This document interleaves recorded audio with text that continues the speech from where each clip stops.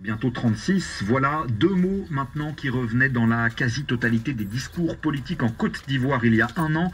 La réconciliation nationale, la présidentielle du mois d'octobre avait été entourée à nouveau de troubles mortels. Près d'une centaine de victimes, chaque formation avait tenté de mettre en avant cette réconciliation nécessaire. Un an plus tard, faute de grandes avancées, la société civile prend le taureau par les cornes.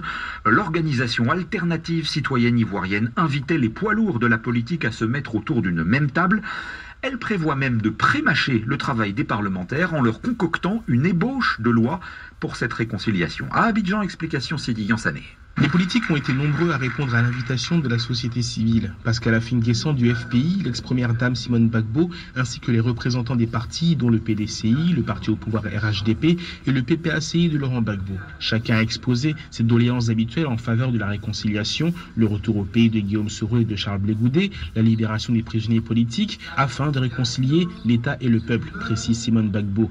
La présidente de l'organisation alternative citoyenne ivoirienne, Pulchéri Balé, libérée en avril dernier après 8 mois de prison, est à l'origine du lancement de ce programme inclusif pour la réconciliation nationale. Il s'agira de valider cette stratégie pour qu'elle puisse s'imposer à l'exécutif, quelle que soit la personne qui sera au pouvoir. C'est pour cela que dans le programme, on dit que quand on finit, on transformera les résultats en avant-projet de loi pour que la stratégie ait force de loi. Avant cet éventuel projet de loi, les étapes du programme iront de la tournée de sensibilisation à travers le pays à des ateliers de consultation de la société civile.